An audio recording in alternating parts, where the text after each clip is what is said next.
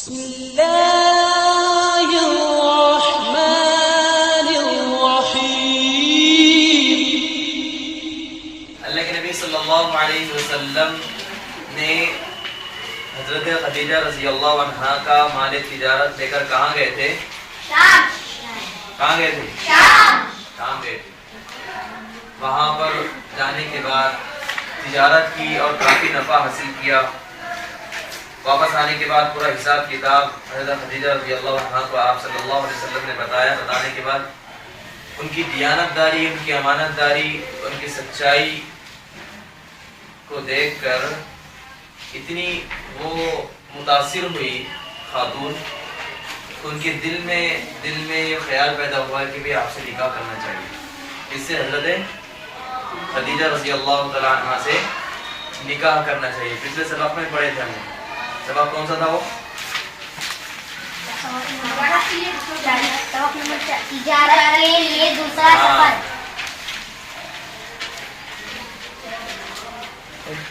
دیکھیے سبق نمبر 54، نکاح۔ حضرت خدیجہ رضی اللہ عنہا مکے کی بہت شریف اور انتہائی سمجھدار عورت تھی۔ بہت شریف، پہلے بات گزر چکی ہے، شرافت پسند خاتون تھی اور بڑی سمجھدار اور مالدار بھی تھی۔ عام طور پہ ایسا نہیں ہوتا، جو مالدار ہوتے ہیں وہ بہت غرور میں اور گھمنڈی بن جاتے ہیں، لیکن یہ عورت ایسی تھی کہ حضرت خدیجہ رضی اللہ تعالیٰ عنہ کے بارے میں لکھا ہوا ہے مکے کی بہت شریف اور انتہائی سمجھدار عورت تھی۔ عام طور پر عورتیں سمجھدار نہیں ہوتی۔ ان کا نسب حضور اقدس صلی اللہ علیہ وسلم سے ملتا ہے۔ کس سے ملتا؟ ان کا نسب حضور اقدس صلی اللہ علیہ وسلم سے ملتا ہے۔ ان کے باپ کا نام خویلد، باپ کا نام کیا تھا؟ حضرت خدیجہ رضی اللہ تعالی عنہا کے والد کا نام خویلد تھا۔ کیا تھا؟ دیکھو وہ پڑھنے نہیں آئے گا، بلکہ وہاں پر زبردست پیش خاص طور پر لگا کر دیے، دکھ رہا ہے سبق کے اندر خویلد۔ اور ماں کا نام فاطمہ تھا۔ ماں کا نام کیا تھا؟ فاطمہ۔ ان کا نسب اور اللہ کے نبی صلی اللہ علیہ وسلم کا نسب آگے چل کے مل جاتا ہے۔ حضرت خدیجہ رضی اللہ عنہا جیسے مثال کے طور پر ہمارے والد، ان کے والد دادا پر دادا، یا پھر دوسرے کوئی اگر ان کے والد ان دونوں کے آگے چل کے دونوں کے والد ایک ہو گئے، ایسا ہوتا نہیں ہوتا؟ جیسا ہم سب کس کی اولاد ہیں؟ حضرت آدم علیہ السلام کی، پورا ایک ہوا نہیں ہوا؟ لیکن یہاں پر اللہ کے نبی صلی اللہ علیہ وسلم کا نسب 2، 3 یا 4 کے بعد حضرت خدیجہ رضی اللہ تعالیٰ عنہ کا بھی نسب آگے جا کے دونوں کا مل جاتا ہے۔ ہاں، حضرت خدیجہ رضی اللہ عنہ کے والد کا نام حضرت خویلد اور ماں کا نام فاطمہ تھا۔ 2 شوہروں سے بیوہ تھی۔ پہلے شوہر سے شادی ہوئی، انتقال ہو گیا، پھر دوسرے شوہر سے شادی ہوئی، انتقال ہو گیا۔ یہ تیسرا نکاح تھا آپ کے ساتھ۔ آپ صلی اللہ علیہ وسلم کے ساتھ کون سا کتنا نکاح تھا؟ تیسرا نکاح تھا۔ یہی بتا رہے 2 شوہروں سے بیوہ تھی، یعنی 2 شوہر ان کے انتقال، لیکن عقل مندی، مالداری اور اعلیٰ خاندان کی وجہ سے ہر اعلیٰ نسب والا ان سے نکاح کرنا چاہتا تھا۔ دیکھو عام طور پہ کیا دیکھا جاتا ہے لڑکی والوں کا؟ ایک تو یہ ہے کہ نسب دیکھا جاتا ہے، خاندان دیکھا جاتا ہے کہ بھئی اونچے خاندان کی ہے نہیں ہے، خاندانی ہے نہیں ہے۔ دوسرا مالداری بھی دیکھی جاتی ہے، کتنے مالدار ہیں۔ یہاں پر ایک تو ان کا خاندان بھی اعلیٰ تھا حضرت خدیجہ کا، اور مالدار بھی تھی خاتون، بہت مال تھا، لوگوں کو مال دیا کرتی تھی تجارت کے لیے۔ ہر شخص چاہتا تھا کہ اس اعلیٰ اور خاندان والی خاتون حضرت خدیجہ رضی اللہ تعالیٰ عنہ سے شادی کرے۔ لیکن آگے دیکھیں، لیکن انہوں نے محمد صلی اللہ علیہ وسلم کو خود سے پیغام بھیجا۔ آپ صلی اللہ علیہ وسلم کو خود سے پیغام بھیجا۔ لوگ ان سے شادی کرنا چاہتے تھے، لیکن حضرت خدیجہ خود چاہ رہی ہے کہ آپ سے نکاح کیا جائے۔ کیوں؟ اس لیے کہ مال تجارت جب لے کر جانے کے بعد، واپس آنے کے بعد جو حساب کتاب دیا اور جو دیانت داری دیکھی اور جو غلام میسرہ کو ساتھ میں بھیجا تھا تجارت کے وقت، یاد ہے؟ ہاں، غلام میسرہ کو جب ساتھ میں بھیجا تھا انہوں نے آ کر کے جو کارگزاری سنائی ہے آپ صلی اللہ علیہ وسلم کی سفر یہاں سے جانے سے لے کر کے تجارت کے بعد واپسی تک کیا کیا برکتیں ہم نے دیکھی ہے اور کیا کیا اچھائیاں دیکھی ہے آپ کے اندر، وہ تمام چیزیں بیان کر دیا غلام جو میسرہ ان کے ساتھ تھے۔ اب یہ دیکھ کر ان کے دل میں داعیہ پیدا ہوا کہ آپ سے نکاح کرنا چاہیے، حالانکہ تمام بہت سارے چاہتے تھے کہ حضرت خدیجہ سے نکاح کریں، لیکن یہاں پر حضرت خدیجہ خود چاہ رہی ہیں کہ آپ سے نکاح کیا جائے۔ لیکن انہوں نے محمد صلی اللہ علیہ وسلم کو خود سے پیغام بھیج دیا۔ آپ رضی اللہ تعالی عنہ کو حضور صلی اللہ علیہ وسلم سے بہت محبت اور عقیدت ہوگی، بہت محبت اور عقیدت ہوگی، اس لیے سب کے پیغام کا انکار کر دیا۔ پیغامات آ رہے تھے، بھئی خاندان بھی اعلیٰ ہو اور شرافت دار خاتون ہو، شریف ہو، سمجھدار بھی ہو، مالدار بھی ہو، یہ بہت سارے ہر اس میں کیا کہتے ہیں ہمارے ہر اس میں جمع نہیں ہوتے ہر خاتون کے اندر، لیکن ان میں جمع تھی، اس لیے لوگ ان سے نکاح کرنا چاہتے تھے۔ لیکن ہر ایک کے پیغام کو آپ رضی اللہ تعالی عنہ نے انکار کر دیا اور آپ صلی اللہ علیہ وسلم کو اپنا نکاح کا پیغام دیا، اور آپ صلی اللہ علیہ وسلم نے بھی اس کو خوشی سے قبول فرما لیا، اس کو خوشی سے قبول فرما لیا۔ حالانکہ اس وقت آپ صلی اللہ علیہ وسلم کی عمر مبارک کتنے سال تھی؟ 25 سال۔ کتنی عمر تھی؟ 25 سال کی تھی۔ اور حضرت خدیجہ رضی اللہ تعالی عنہا کتنے سال کی تھی؟ 40 سال کی۔ کتنے سال کی؟ 40 سال کی تھی۔ بہت مرتبہ ایسا ہوتا ہے کہ عموماً یہ دیکھا جاتا ہے کہ عورت کی یعنی لڑکی کی عمر کم ہو، لڑکی کی عمر زیادہ ہو، لیکن کبھی بائی چانس اگر ایسا ہو جائے کہ خالی عمر کی وجہ سے اگر ریجیکٹ کیا جا رہا ہے، رشتے کو ختم کیا جا رہا ہے، تو یہ مناسب نہیں ہے۔ اگر سب مناسب ہو، دینداری ہو لڑکی کے اندر اور بہت ساری چیزیں ہوں، نماز وغیرہ کی پابندی کرنے والی ہو، قرآن وغیرہ کی تلاوت کرنے والی ہو، دیندار ہو، دیانت دار ہو، امانت دار ہو، تو محض صرف عمر کی وجہ سے رشتے کو ختم کر دینا یہ مناسب بات نہیں ہے۔ پھر کچھ دنوں کے بعد خاندان کے معزز لوگوں نے حضرت خدیجہ رضی اللہ تعالی عنہا کے مکان پر جا کر 500 درہم پر نکاح پڑھا دیا۔ کتنے درہم؟ 500 درہم۔ کتنے؟ 500 درہم۔ اب اس کے حساب لگائے تو بہت آگے چلے جائے گا۔ یہ ہے مہر۔ کیا یہ؟ مہر کہلاتا ہے۔ اس لیے مہر جو ہے شادی میں جتنا ہو سکے اپنی استطاعت کے مطابق، بہت زیادہ اور اٹھ پٹانگ کر کے اور بہت زیادہ پریشانی میں پڑھ کر کے بھی بہت آگے تک باندھنا بھی مناسب نہیں ہے، اور استطاعت ہونے کے باوجود بھی بہت کم مہر باندھنا یہ بھی مناسب نہیں ہے۔ اپنی استطاعت جتنی ہو، خصوصاً لڑکوں سے کہہ رہا ہوں، اپنی استطاعت جتنی ہو آگے چل کر اتنا ہم کیا کریں، شادی کے وقت مہر باندھیں۔ سمجھ میں یہ بات؟ ہاں۔ معزز لوگوں نے حضرت خدیجہ رضی اللہ تعالی عنہ کے مکان پر جا کر 500 درہم پر نکاح پڑھا دیا۔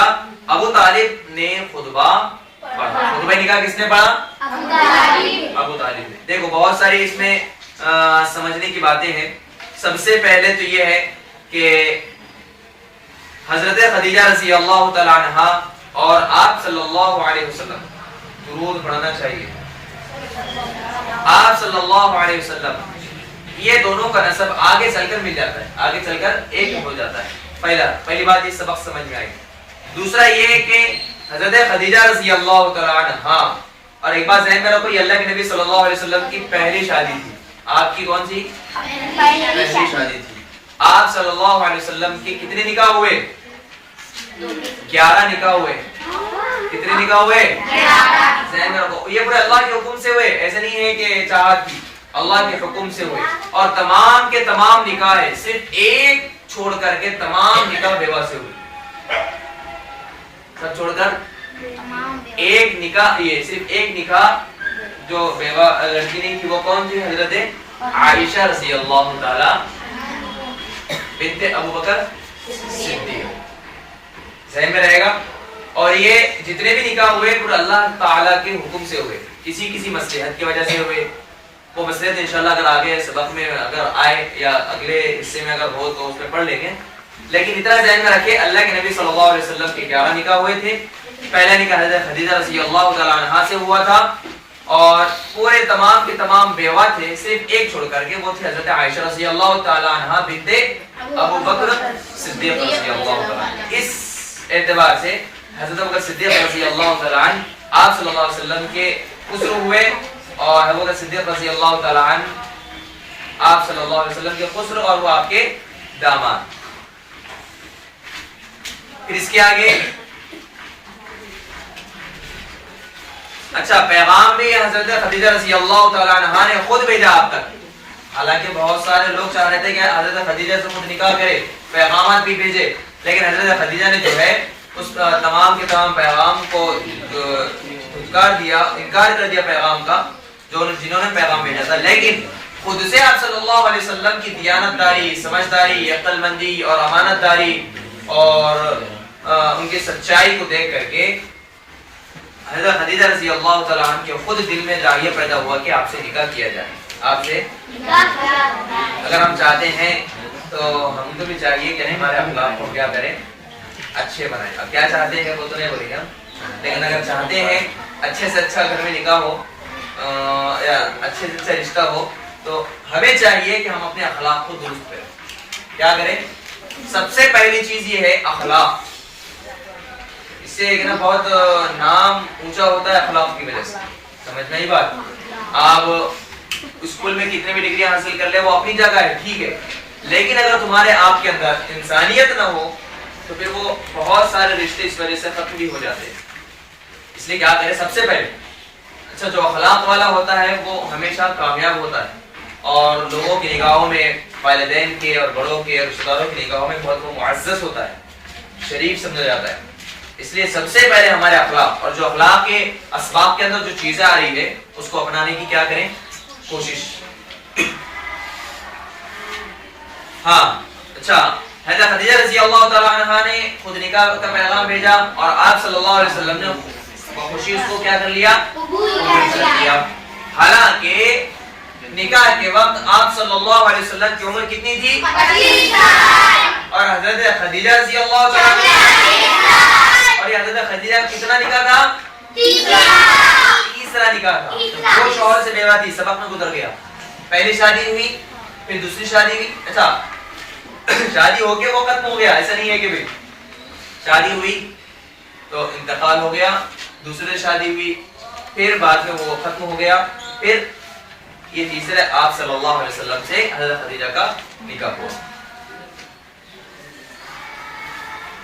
پھر کچھ دنوں کے بعد خاندان کے معزز لوگوں نے حضرت خدیجہ رضی اللہ تعالیٰ عنہ کے مکان پر جا کر 500 درہم میں نکاح پڑھا دیا. ذہن میں رکھیے کتنے درہم؟ 500 درہم. یہ ذہن میں رکھو آپ لوگ. مہر اللہ کے نبی صلی اللہ علیہ وسلم کا حضرت خدیجہ رضی اللہ تعالیٰ عنہ کے نکاح کے وقت مہر کتنا وعدہ گیا تھا؟ 500 درہم. اور اس کے حساب لگا کے دیکھیں کہ آج کے ریٹ کے حساب سے کتنا ہوتا. ابو طالب نے خطبہ پڑھا. ابو طالب نے ہم نے پہلے کہا تھا پچھلے سبق میں. ابو طالب کون ہے آپ کے؟ چچا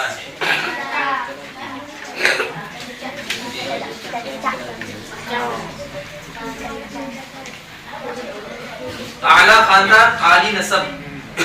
دیکھو جو اعلیٰ خاندان والے تھے, بولتے ہیں نا خاندانی ہے وہ شخص, وہ فلاں خاندانی ہے, تو اعلیٰ خاندان والے عالی نسب جس کا نسب اچھا ہو.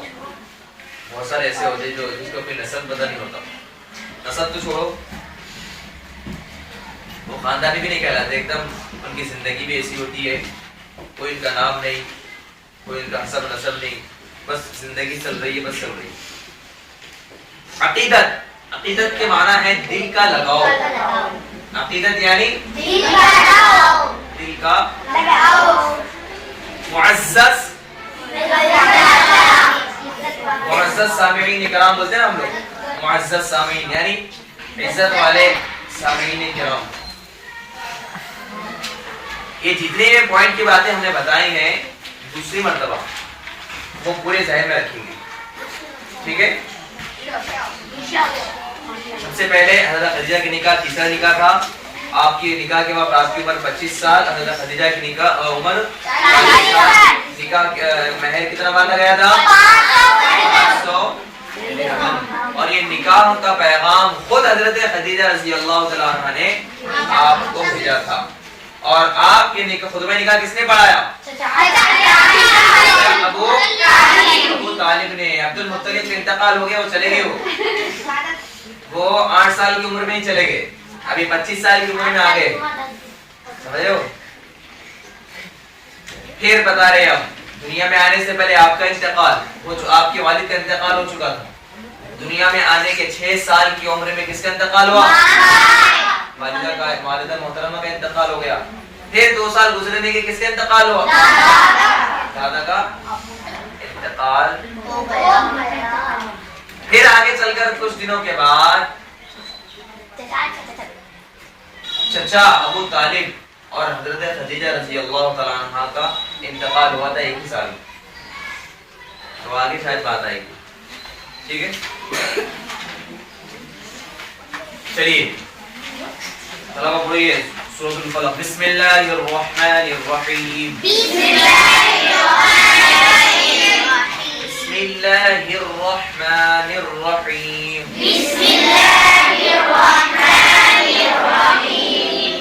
سورۃ الاخلاص سننا ہے, یاد ہے ہم کو, بولتے رہیں. پڑھیے قل اعوذ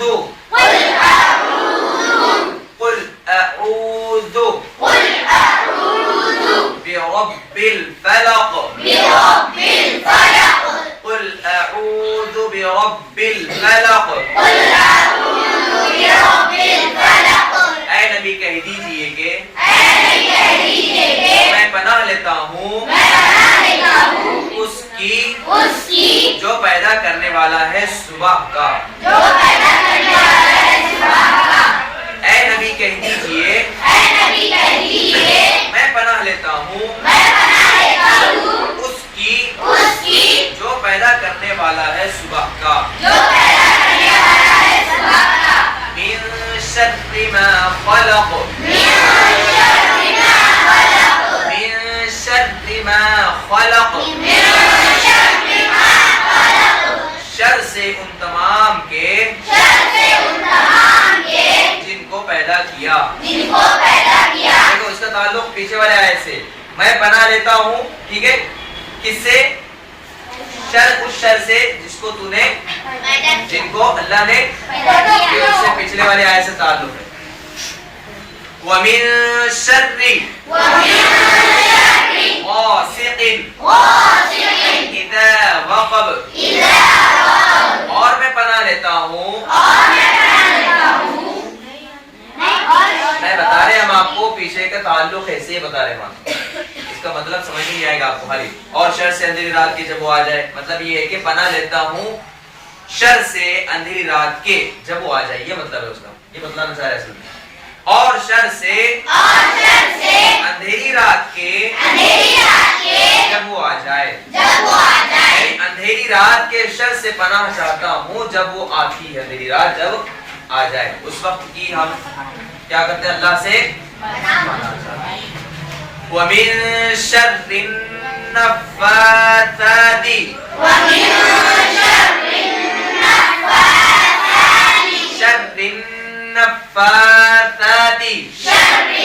النَّفَّاثَاتِ فِي الْعُقَدِ. اور شر سے پھونکنے والیوں کے منہوں سے. جادو ٹونا وغیرہ ہوتا ہے, اللہ کے نبی صلی اللہ علیہ وسلم پر بھی جادو کیا گیا, پتہ ہے آپ کو؟ نہیں پتہ ہے, کچھ بھی نہیں پتہ ہے. جادو ہوتا ہے, جادو نام کی چیز ہے, جادو ہوتی ہے, جادو ہوتا ہے, لیکن اگر کوئی سورۃ الفلق اور سورۃ الناس کی تلاوت کرے تو بشار اللہ کی ذات سے کبھی امید ہے کہ اس پر کسی قسم کا جادو کا اثر نہیں ہوگا. دیکھو یہاں پر ہے کہ یہ پھونکنے والیوں کی گرے مارتے ہیں, دیکھے آپ لوگوں نے بہت سارے, دیکھے نہیں آپ لوگ, اس سے بابا وغیرہ کبھی دیکھے ہوں گے یا پھر تو وہ اٹھتے ہیں اور یہ باندھتے ہیں، جادو ٹونے وغیرہ کرتے ہیں، اور تو اس کے معنی سے ہم کو سمجھ میں آ رہا ہے کہ کتنی جامع کیا ہے کہ صورت ہے۔ اور شر سے پھونکنے والیوں کے گروہوں سے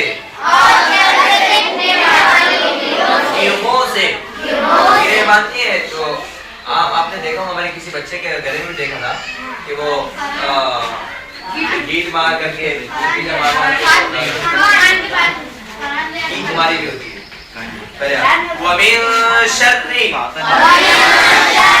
حاسد اذا حسد، اور شر سے حسد کرنے والے کے جب کہ حسد کرے۔ اے نبی کہہ دیجئے کہ میں پناہ لیتا ہوں، کس کی پناہ لیتا ہوں؟ ایک تو پناہ لینا الگ ہے اور کس سے لینا الگ ہے، ذہن میں رکھو۔ جیسے اعوذ باللہ، میں اللہ کی پناہ لیتا ہوں، یعنی اللہ کی پناہ میں آتا ہوں کس سے بچنے کے لیے؟ شیطان سے۔ اب یہاں پر بھی دیکھو، میں پناہ لیتا ہوں صبح کے پیدا کرنے والے، یعنی صبح کے پیدا کرنے والے سے۔ صبح کا پیدا کرنے والا کون ہے؟ اللہ ہے، ظاہر سی بات ہے۔ تو یعنی ہے کہ اللہ جو ہے، جو ہمارا پیدا کرنے والا ہے، تمام مخلوقات کو پیدا کرنے والا ہے، اس کی پناہ لے رہے ہیں ہم۔ اب کن کن چیزوں سے لے رہے ہیں وہ آگے دیکھو۔ ان تمام شر سے جس کو تو نے پیدا کیا، یعنی اللہ نے جس کو پیدا کیا، جن شرور کو اللہ نے پیدا کیا، وہ تمام شرور سے پناہ لے رہے ہیں۔ اور کون سی شر سے؟ اور اس شر سے اندھیری رات کے جب وہ آ جائے، اندھیری رات کے شر سے جب وہ آ جائے۔ پھر اور کس شر سے؟ اور پھونکنے والیوں کے گروہ کے شر سے، پھونکنے والیوں کے گروہ کے شر سے۔ یہ والیوں کیوں لایا گیا؟ مؤنث کیوں لایا گیا؟ فیمیل کیوں استعمال کیا گیا؟ وہ بتائیں گے آپ بعد میں، ٹائم ہو گیا سر۔ نہیں، پھونکنے والوں بولنا چاہیے تھا، والیوں کیوں ہے؟ ذہن میں بات آنی چاہیے نا آپ لوگوں کی، والیوں کو کیوں لایا گیا؟ اور کس سے بنا چاہ رہے؟ اور حسد کرنے والوں کے شر سے، جبکہ وہ حسد کرے۔ جب وہ حسد کرے اس وقت اس کے حسد کرنے والے کے شر سے پناہ۔ یہ ان تمام چیزوں سے اللہ سے پناہ لی جا رہی ہے، اللہ سے پناہ مانگی جا رہی ہے، اللہ سے پناہ حاصل کر رہے ہیں ہم، یعنی اس کی حفاظت میں جا رہے ہیں۔ کس سے بچنا چاہ رہے ہیں ہم؟ یہ ان چیزوں سے۔ سمجھ میں آگے بات؟ چلیے، سبحان اللہ بحمدہ، سبحان اللہم بحمدک، نشہد ان لا الہ الا انت، نستغفرک ونتوب الیک۔ سبحان ربک رب العزة عما يصفون، سلام على المرسلين، والحمد لله رب العالمين۔